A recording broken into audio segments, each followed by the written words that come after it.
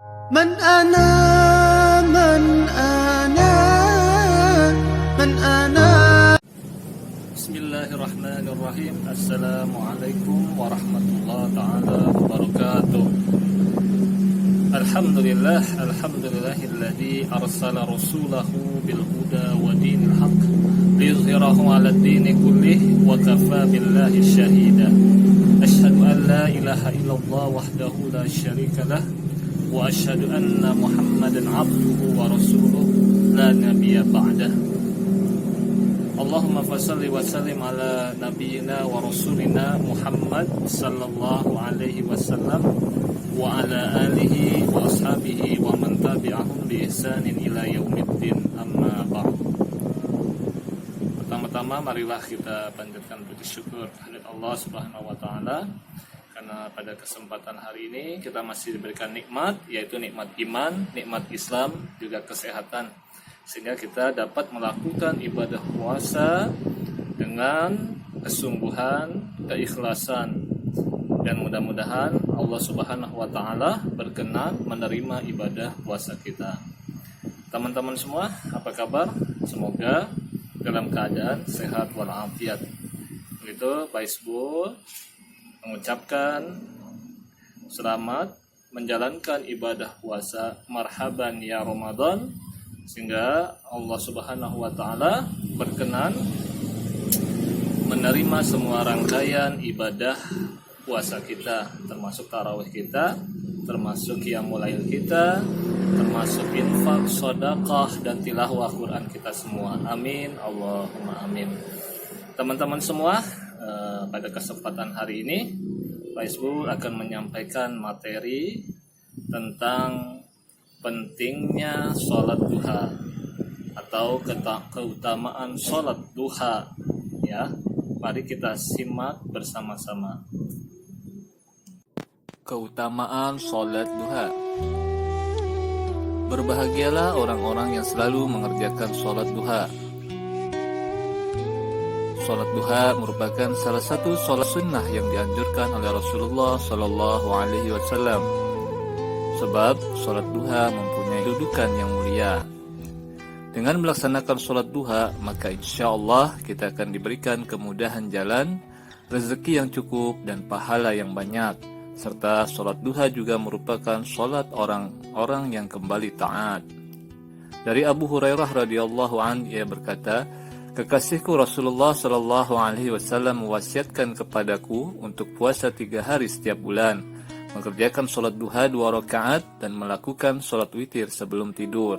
Muttaqun alaih. Hadis riwayat Bukhari nomor 1178 dan Muslim nomor 721. Adapun waktu mengerjakan sholat sunnah duha adalah antara setelah terbit matahari hingga menjelang waktu masuk zuhur. Rasulullah Shallallahu Alaihi Wasallam bersabda yang artinya, waktu terbaik sholat awwabin yaitu ketika anak unta merasakan terik matahari. Hadis riwayat Muslim nomor 748. Artinya ketika kondisi panas di akhir waktu. Banyak sekali penjelasan hadis yang telah menyebutkan berbagai keutamaan dan keistimewaan sholat duha bagi siapa saja yang melaksanakannya. Berikut ini beberapa keutamaan luar biasa sholat duha. Sholat duha merupakan sedekah bagi seluruh persendian.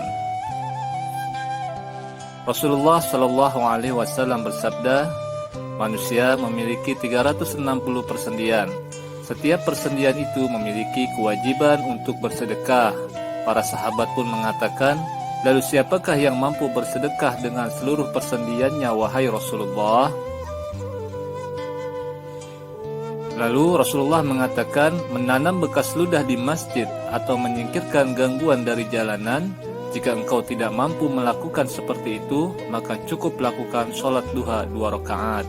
Hadis riwayat Ahmad nomor 5 halaman 354. Dari Abu Dzar radhiyallahu anhu bahwasannya Rasulullah Shallallahu Alaihi Wasallam bersabda, hendaknya di antara kalian bersedekah untuk setiap ruas tulang badannya, maka setiap bacaan tasbih adalah sedekah, setiap bacaan tahmid adalah sedekah, setiap bacaan tahlil adalah sedekah. Kemudian setiap bacaan takbir adalah sedekah, beramar ma'ruf adalah sedekah, dan mencegah kemungkaran adalah sedekah. Dan itu semua sudah tercukupi dengan 2 rakaat salat duha. Hadis riwayat Muslim, Al-Baihaqi, dan Ibnu Khuzaimah.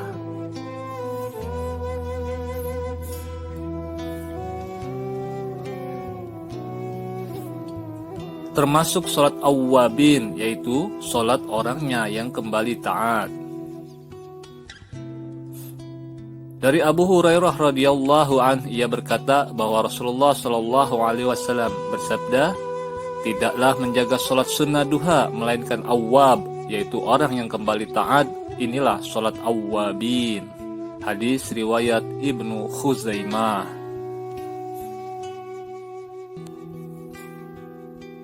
Imam Nawawi rahimahullah berkata, awwab adalah muti'. Ada pula ulama yang mengatakan bahwa maknanya adalah orang yang kembali taat. Syarah Sahih Muslim jilid 6 halaman 30. Salat duha merupakan salat awwabin. Waktu mengerjakan salat awwabin adalah di saat anak-anak unta mulai merasakan panas di punggungnya. Salatnya orang yang kembali taat atau salatnya orang yang ingin bertaubat, ingin dekat kepada Allah. Kemudian akan dicukupi urusan di akhir siang, yaitu sampai waktu maghrib. Dari Nu'aim bin Hammar al-Ghatafani, beliau mendengar Rasulullah SAW bersabda, Allah Subhanahu wa Ta'ala berfirman, wahai anak Adam, janganlah engkau tinggalkan 4 rakaat salat di awal siang, maka itu akan mencukupimu di akhir siang. Hadis riwayat Ahmad jilid 5 halaman 286, Abu Dawud dan At-Tirmizi serta Ad-Darimi.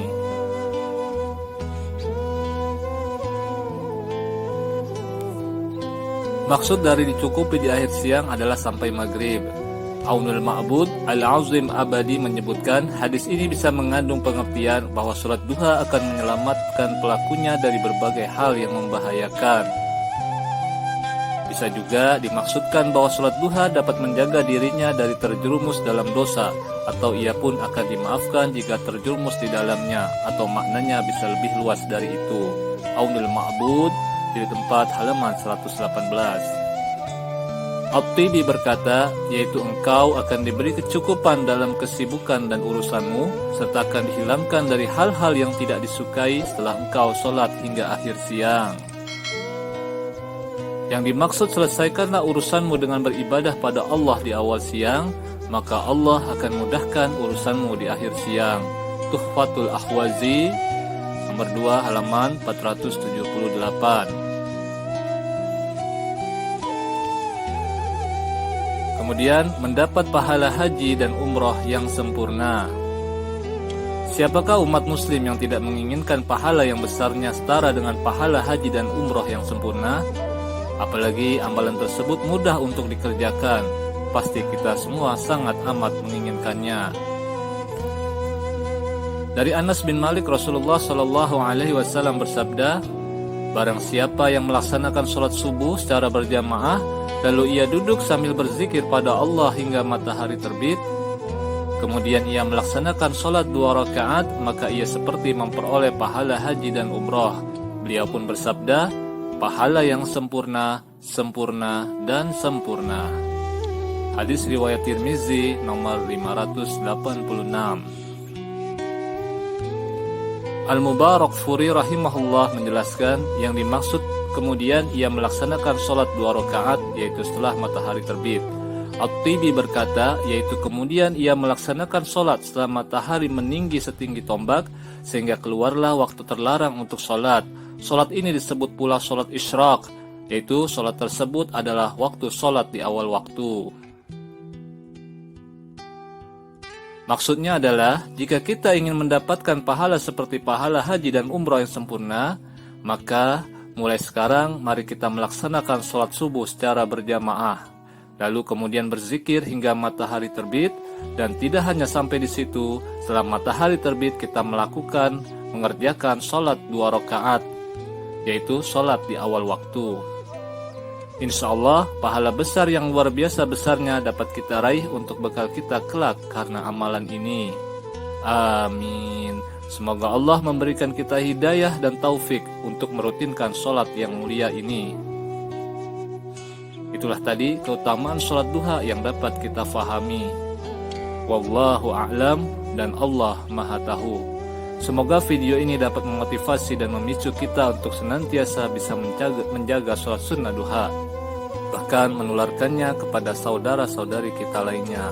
Amin. Dan semoga video ini bermanfaat bagi kita semua. Terima kasih. Waalaikumsalam warahmatullahi taala wabarakatuh.